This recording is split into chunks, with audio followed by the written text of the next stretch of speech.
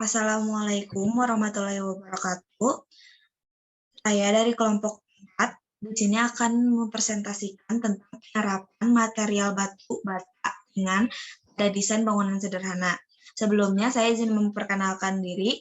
Nama saya Amanda Nisha Nadila dengan NRP 21-2021-169. Di sini saya bersama 3 rekan saya, yaitu ada Ida Ramdanita Hadayana dengan NRP 21-2021-167.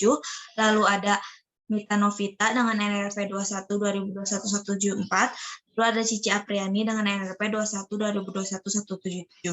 Boleh next.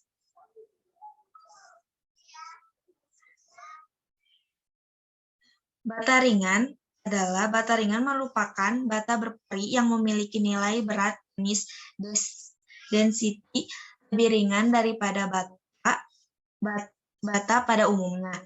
Berat jenisnya antara 600 sampai 1.600 kg dengan kekuatannya tergantung pada komposisi campuran atau mix design.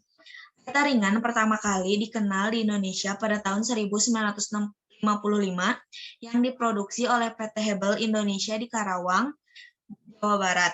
Ada 2 jenis bata ringan yang ada saat ini. Dari pasaran jenis yaitu autoclave air concrete atau yang sering disebut IAC dan cellular lightweight concrete atau yang sering disebut CLC. Pada dasarnya, kedua jenis bata ringan ini sama, yaitu menambahkan gelembung udara ke dalam mortar untuk mengurangi berat yang dihasilkan. Hanya saja cara peringanannya yang berbeda.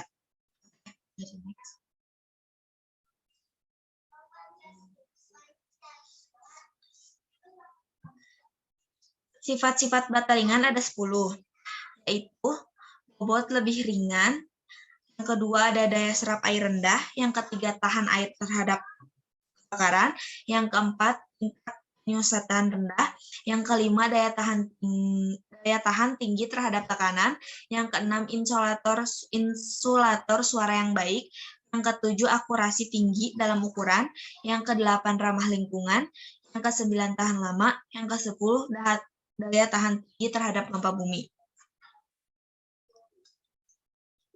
Yang selanjutnya akan dijelaskan oleh Mita. Silakan. Untuk lokasi penelitiannya, proyek pembangunan rumah ini berada di lokasi Filantropis Dago, Jalan Pagersari, Cibenying Kidul, Kecamatan Cimenyan, Kabupaten Bandung, Jawa Barat. Boleh di next. Ini untuk denahnya, di sebelah kanan ada denah lantai bawah, dan di sebelah kiri ada denah lantai atas.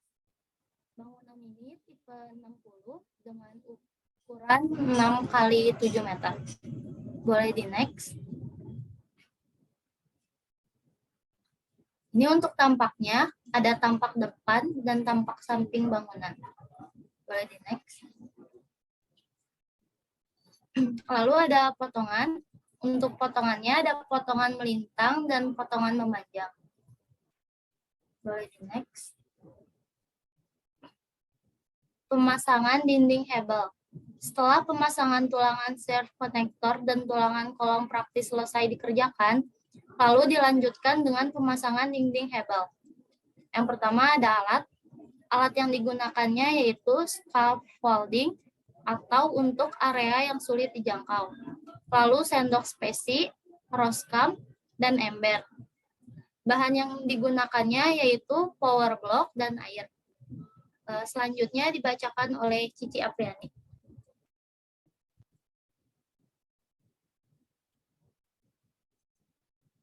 Untuk langkah-langkah pengerjaannya, yang pertama, bersihkan jalur atau area pemasangan dinding. Selanjutnya, pasang senar secara vertikal dan horizontal sebagai acuan pemasangan dinding hebel. Siapkan campuran spesi untuk lapisan antara lain dengan hebel dan campuran mortar powerbond untuk perekat hebel. Setelah itu, berikan campuran spesi pada jalur pemasangan dinding dengan tebal kira-kira 2 cm sampai 3 cm. Berikan mortar MU di atas campuran spesi, kemudian pasangan bata ringannya. Ketok hebel tersebut dengan menggunakan palu agar hebel tersebut merekat dengan baik.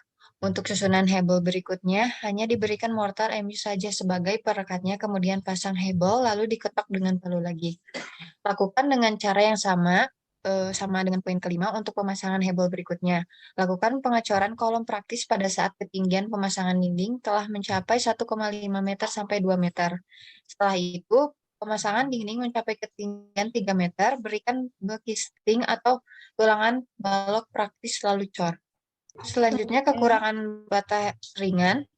Ukurannya yang besar terkadang menyisakan banyak bahan untuk tempat yang memang tidak membutuhkannya, sehingga terkadang masih perlu dikombinasi dengan bata merah. Untuk perekatnya yang dibutuhkan berbeda dan memiliki harga yang lebih mahal dibandingkan dengan semen biasa dalam penggunaannya untuk bata merah. Perlu keahlian khusus untuk memasangannya agar terlihat rapi dan tidak semua tukang bangunan sudah familiar dengan bata ringan tersebut. Kelemahan lainnya adalah harganya yang relatif lebih mahal dan tentunya tidak semua toko bangunan memiliki bahan tersebut. Selanjutnya oleh Raida, silakan.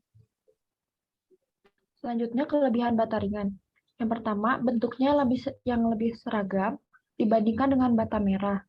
Lalu bebannya yang lebih ringan dibandingkan bata merah konvensional. Lalu hemat bahan. Bata ringan memang lebih mahal dibandingkan bata merah, namun dapat dikatakan lebih hemat bahan perekat untuk penggabungan bata ringan satu dengan yang lainnya dengan proses pembuatan dinding. Lebih kuat tekan, meskipun ringan, bata ringan memiliki kekuatan yang lebih baik dibandingkan dengan bata merah. Lalu kelebihan lainnya, waktu pengerjaan yang lebih cepat, karena bata ringan memiliki ukuran yang lebih besar dibandingkan dengan bata merah. Selanjutnya kesimpulan. Berdasarkan hasil penelitian ini, dapat ditarik kesimpulan bahwa metode penerapan pemasangan dinding bata ringan pada proyek perumahan Villa Tropis Dago adalah sebagai berikut. Pemasangan dinding hebel pada bata ringan disusun rapi, kemudian berikan mortar di atas permukaan bata ringan. Setelah itu, pasang kembali bata ringannya. Lakukan dengan cara yang sama untuk pemasangan hebel berikutnya. Setelah pemasangan dinding mencapai luas 12 meter persegi, berikan backisting dan tulangan balok praktis, lalu dicor. Sekian dari kelompok kami, mohon maaf bila ada salah-salah kata. Sebelumnya akan ada video hasil survei kelompok kami. Terima kasih. Wassalamualaikum warahmatullahi wabarakatuh.